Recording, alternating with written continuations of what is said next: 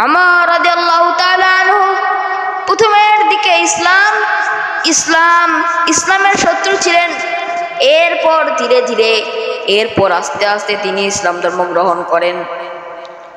একদিন হযরত ওমর রাদিয়াল্লাহু তাআলা আনহু মহানবী সাল্লাল্লাহু আলাইহি ওয়াসাল্লাম তাকে হত্যা করার জন্য তিনি কুশমুক্ত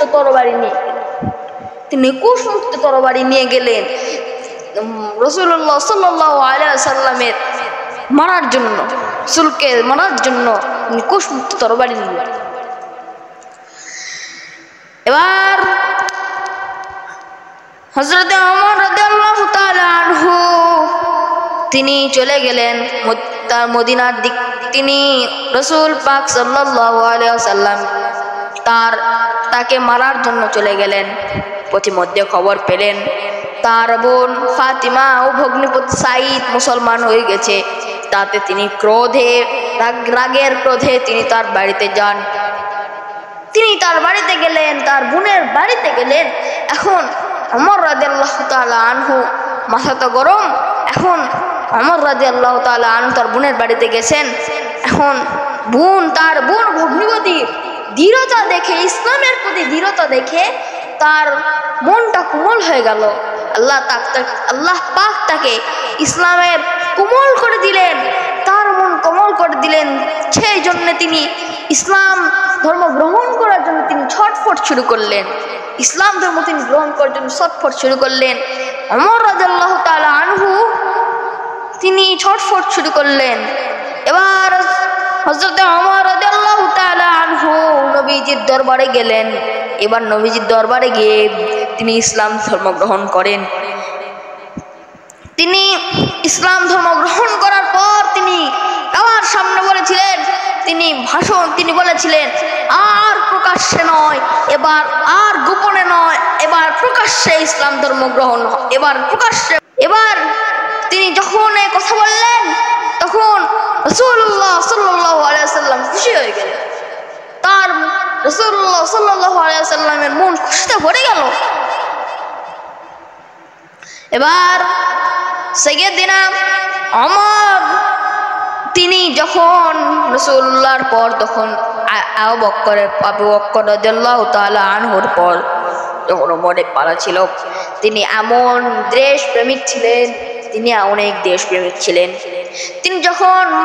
তিনি যখন সবার প্রেসিডেন্ট হলেন, দ্বিতীয় খলিফায় নিযুক্ত হলেন, তখন তিনি রাতে বেলা সবার ঘরে ঘরে যে ক্ষুধার্ত থাকতো তাকে গিয়ে সেই রাত্রে নিজের কাঁধে আটার বস্তা, নিজের কাঁধে সেগুলো নিয়ে তার বাসায় যেত।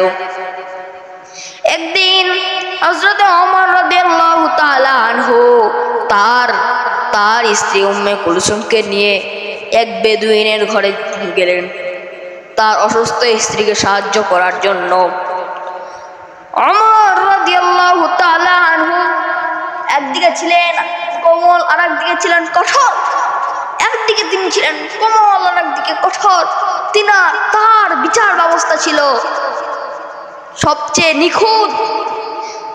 তার চোখে ছোট বড়, গরিব ধনী কোনো ভেদাভেদ ছিল না, নিজ পর কোনো ভেদাভেদ ছিল না, ভেদাভেদ ছিল না। ওমর রাদিয়াল্লাহু তাআলা আনহু তখন ওমর রাদিয়াল্লাহু তাআলা আনহু তার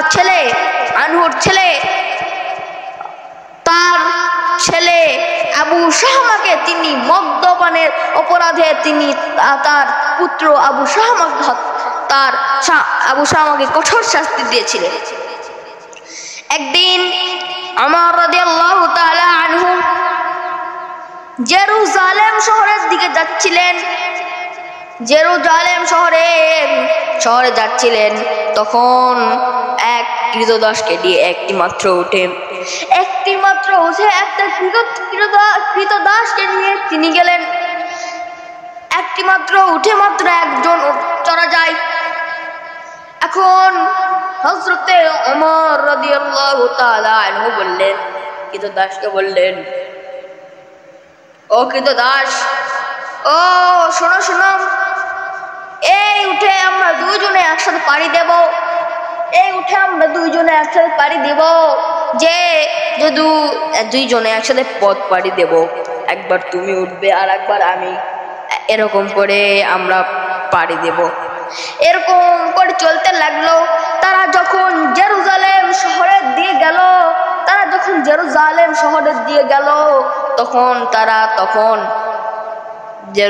যখন শহরে নিকট পৌঁছালো, তখন হযরতে ওমরের যেই কৃতদাসটি ছিল তার উঠে চড়ার পালা।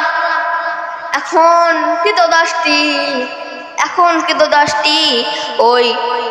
কৃতদাসটি জেরুজালেম শহরের তখন উটের পিছে বসলো।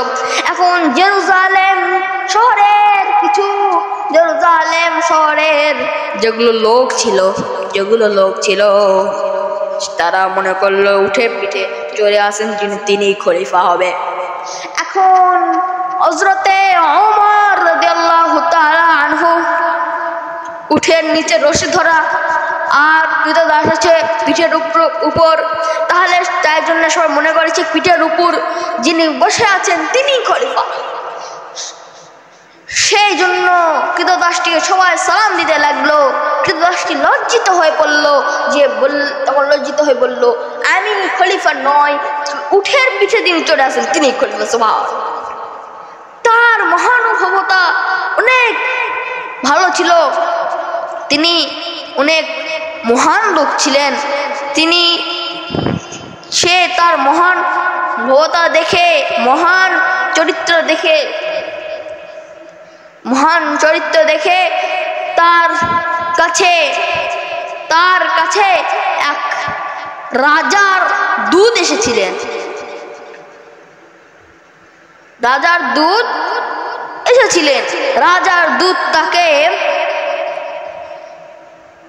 দূত তাকে খলিফা ভবনটা খুঁজতে লাগলো। কেউ খলিফা ভবন খুঁজে দিতে পারলো না, কিন্তু একটা লোক বলল, কিছুক্ষণ আগে দেখলাম ওই যে খেজুর গাছের তলে দেখলাম খলিফা শুয়ে আছেন। এখন ওই দূতটা যে বলল, ওই দূত সেখানে যে বলল, দেখলো ওমর রাদিয়াল্লাহু তাআলা আনহু খেজুর গাছের তলায় শুয়ে আছেন। সেই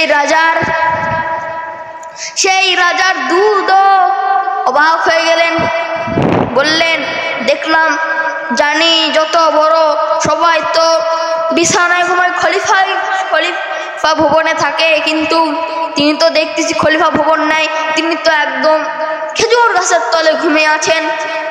তার মহানুভবতা দেখে ওই